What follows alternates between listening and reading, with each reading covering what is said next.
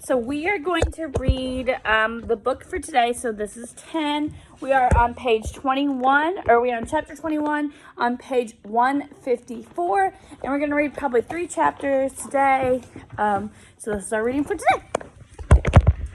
So parts of this are going to be her diary. So this is the girl's diary. I should just end it all now. Wasn't that what Lori wrote in her suicide note? Like word for word? Meg dropped the journal. Suddenly it felt dangerous. Off, just like everything else in the house. Maybe it's just coincidence. Ending it must be a common sentiment in suicide notes. And though the author of the journal didn't sound like she was on the brink, there was clearly something troubled about her. So yeah, it could just be coincidence, right? Meg shook her head. Too many coincidences this weekend. How did the journal end up in her room? Another coincidence? Like the song from the DVD being the same sheet music from Lori's suicide note and the damaged handrail? No, Meg didn't believe it. And TJ thought that there was more to it than just a series of accidents too, or else he wouldn't have asked her to keep quiet about the railing. He was worried everyone suspected there was something weird going on, and they'd panic. She'd want to show him the journal immediately, but she had no idea where he disappeared to. Damn. She needed him to see what she was seeing. Somewhere in the deep recess of her brain, a little light had gone on. These occurrences were all related. They had to be. And she needed to know why. Meg picked up the journal and turned to the next entry. It's happening again. They told me things would be different this time, that I could start over. Tom promised me things would be different. Meg's mouth went dry. Promises you can never keep. Once again, the journal sounded all too familiar. I know I hadn't written in a month, but it's been so awful. I had to drop out of choir. I went to talk to the director, just like Tom said. He told me that I had a really beautiful voice, but he expects the soloist to sing what's on the page. And my interpretation of the song was too freestyle. I felt like someone had kicked me in my stomach. My friend.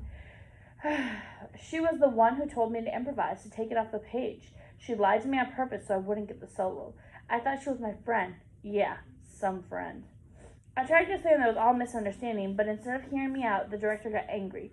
Really angry. In front of the whole choir, he said that if I had a problem with his decision, I was free to resign. Everyone stared at me. I wanted to fall through the floor. How could I stay in choir after that? Now I don't get to sing at all, and the boy will never love me. All because of her. I went to confront her at lunch, but she wouldn't even look at me. Wouldn't acknowledge me standing there, just ignored me. I couldn't help it at that point. I started crying right there in the cafeteria. The jerk from PE was sitting at the table behind me, and he started fake crying. Wah, wah, wah, poor baby. When I looked at him, he yelled, burn! And then he and his friends laughed. It was a nightmare.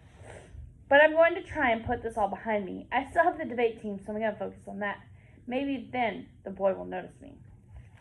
First the choir, now the debate team. She seemed a manic in her need to be wanted and included. It was something Meg understood too well.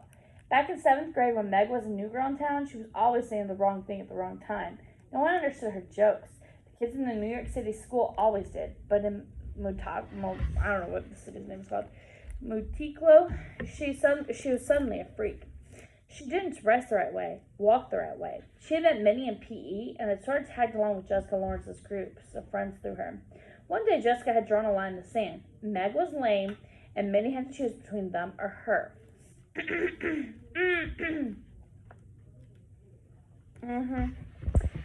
In a move that to this day shocked Meg, Minnie chose her. Meg squeezed her eyes shut at point, pressing those painful memories to the back of her mind. It was a debt she could never repay. So the reason that Meg feels like she has to be the mom to Minnie is because what? She chose Meg over her other group of friends, okay? I need you to put all distractions aside. The whole thing made her sick. Los Angeles. She was going to Los Angeles to start fresh. At least she had that, unlike the poor author of this diary, who was trapped in school with no friends and no allies. Meg turned the page. He does love me. I can't believe it. I was eating lunch today, and the boy's best friend came up to me. He asked what I was doing after school because the boy was wondering if I wanted to get coffee.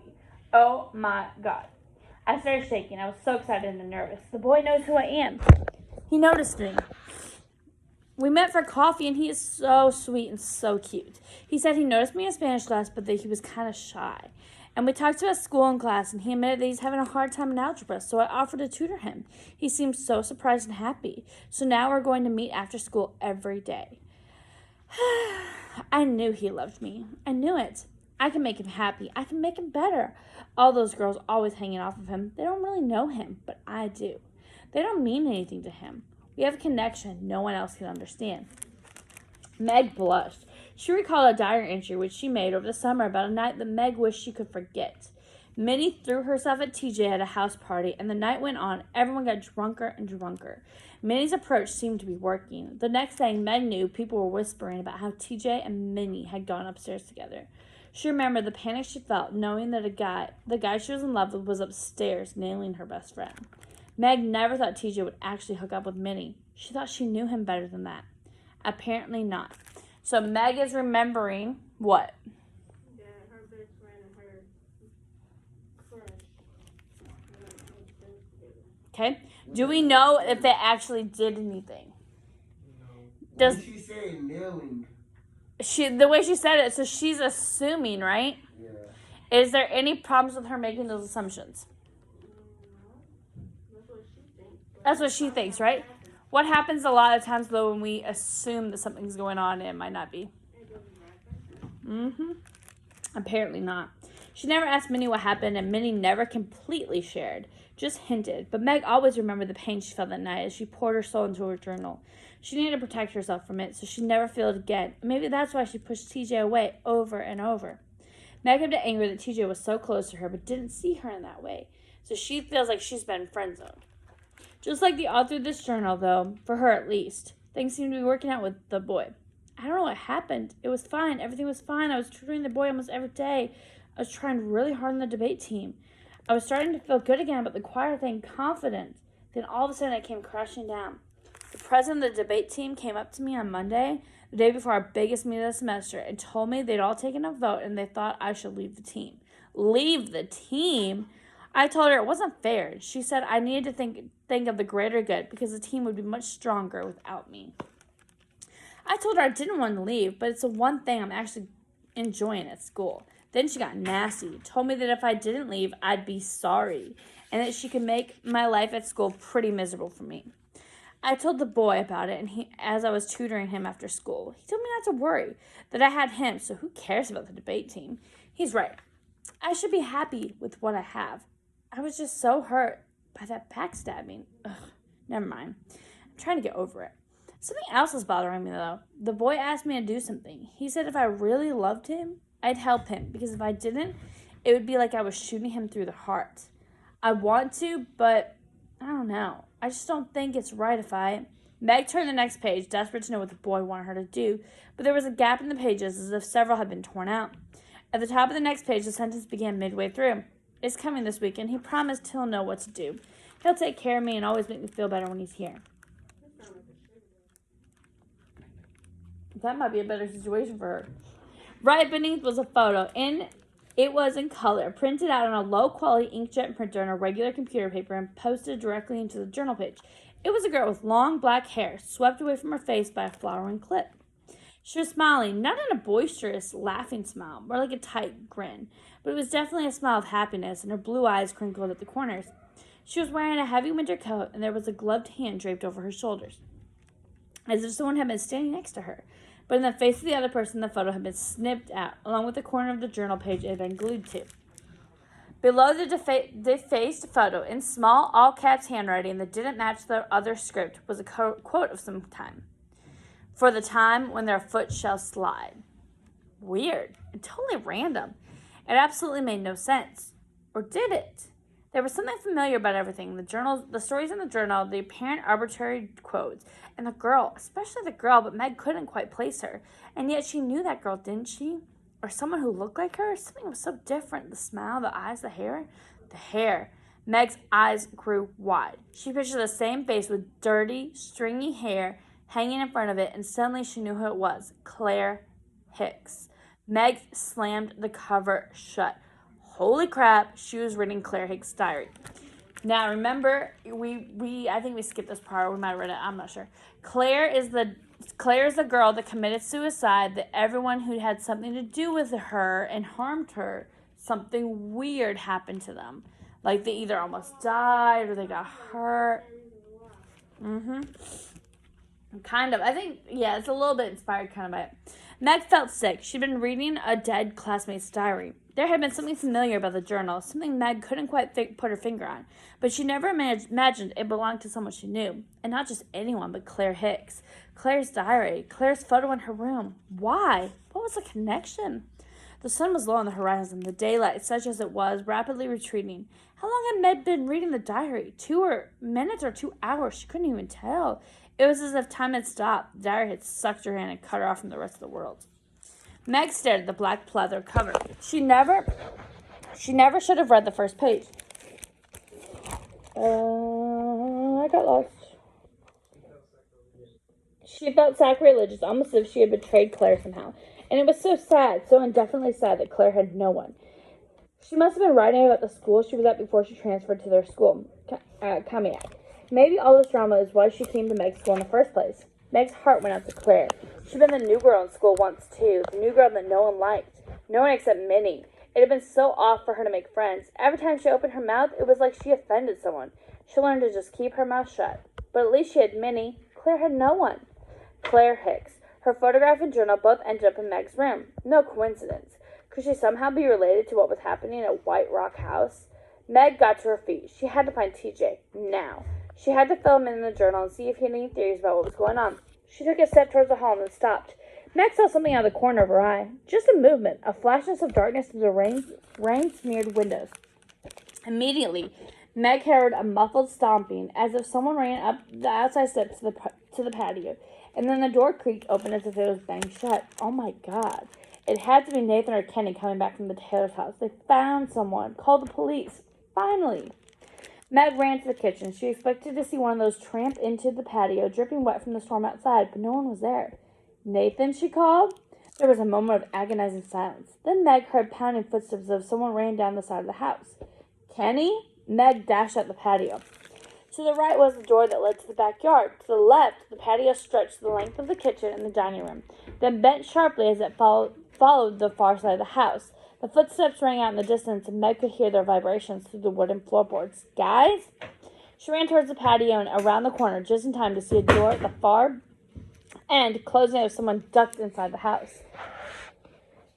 What the hell? Another way inside the house? Why didn't they just come into the kitchen? Meg trotted down the side patio towards the door. She pressed the dark coat of the ground. She passed a dark coat on the ground. It was drenched in rain and flecked with mud and looked as if it had been stripped off and discarded while someone was on the move. Beyond the coat, 2 rain boots. First the right, then the left, also thrown off by whoever had just passed that way. Meg stopped abruptly. What was going on? Someone was clearly sneaking around the house, but why? Meg thought of the red slashes on the wall and the handrail that had clearly been tampered with. What if she was right? What if they were both intentional? This would mean that someone in the house wasn't exactly who they were pretending to be, but who? Meg never got a chance to answer her own question as a muffled scream pierced the silence of the afternoon. Meg took off down the patio. The screams continued, coming from inside the house. She pulled the door open, unsure where it would lead or what she would find. The study. The patio wrapped all the way around the house and opened into the study off the main staircase. Meg barely registered the large bundle that was Lori's body, still wrapped in its cocoon behind the desk. As she rocketed through the room, the screams were coming from the foyer. She stumbled through the door into the hall and found Minnie standing in the middle of the foyer, pointing a finger at the wall.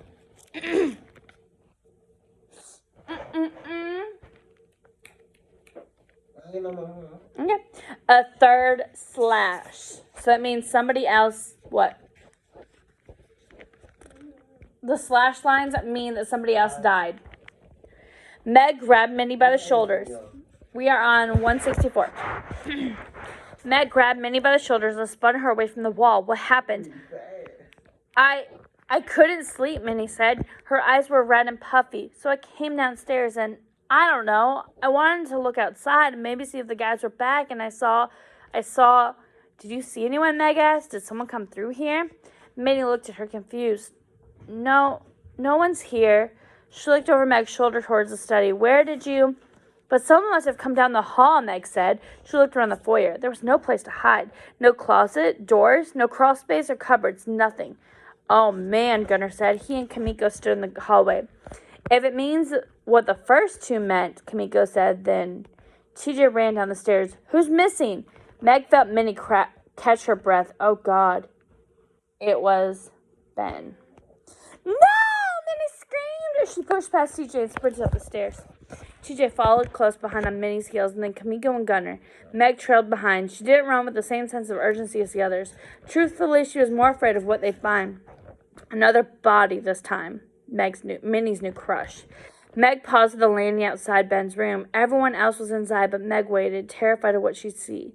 With Minnie's already fragile state of mind, Meg wasn't sure she could handle what she'd find in that room. Part of her wanted TJ or Gunnar to deal with Minnie's intimate breakdown. She wanted to turn around and walk out of the house and never go back. No! Minnie wailed. Shit.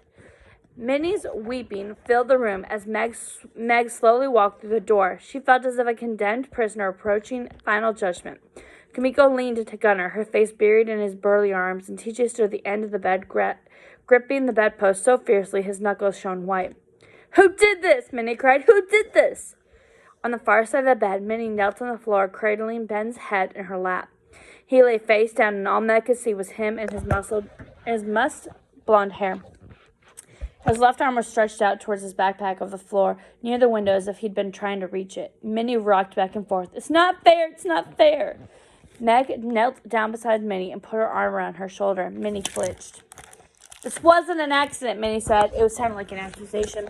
Despite the panic rising from her, Meg fought to remain calm. I didn't say it was. Someone did this. Someone did this on purpose. TJ cleared her throat.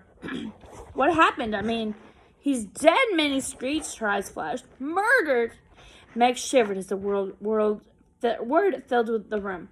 Minnie, maybe it was, I don't know, a mistake, an accident? Minnie jerked away from her. 3 deaths in a row? Can you really explain that away? No, she couldn't. But she also couldn't admit the fact to Minnie, who was already on the brink of a total meltdown. Minnie sank her head to her chest, nuzzling her forehead against Ben's blonde hair. Meg could feel her sobs. Meg, TJ said, his voice barely above a whisper. He beckoned to the other side of the bed. Come look at this. TJ crouched beside the nightstand. Next to him, a plastic water bottle that had been tipped over spilled its contents on the hardwood floor. TJ bent to the ground and examined the liquid. Now, who almost died at the very beginning of the book? Do you remember who almost died at the beginning of the book? Or how they almost died? No. So Ben already almost died earlier because there was salad, right? And the salad had almonds. So this time it's a water bottle. So let's continue. Maybe he was missing. Do you see what I'm seeing? He asked. She got down on her knees to get a closer look at the pooling liquid. The light from the window was dim, but there appeared to be small bits of something solid floating in it. Meg sniffed. Oh my God, she said, jerking her head back. It smells like pecan pie, TJ said. Meg sat back on her heels. Someone had deliberately put ground pecans in Ben's water, just as someone deliberately added almonds to the salad. If she'd been hesitant to believe that the deaths on this island weren't necessarily accidents, that hesitation evaporated in an instant. She'd been trying to deny it all day, perhaps as far back as when she arrived on the island. Something was wrong. Something was off. She should have trusted herself, listened to her gut. And now there was only one logical explanation. Make sure you're following along. We're on 167. Ain't pecans like brownish? How he didn't look in the water to see if it was pecans? That's a good question. Also, I guess it depends on the extent of his allergy, because I would think that you would smell it. And then the texture of the water. I don't know. Is this a movie? Yeah, we're going to watch the movie. That's why we're trying to read it today. You watching today? No, we're going to watch it on Thursday, Friday. It's like, how long is it? An hour and a half. All right. She'd been trying to deny it all day, perhaps as far as murder. Panic welled up inside her. They lied to their parents about where they were going. Dear God, no one knew where they were. They could die on the island and no one would ever find them. She looked at TJ. His brows were hunched low and pinched together above his nose like he was in pain. He'd been trying to be a leader and keep everyone calm. Back on real quick. No.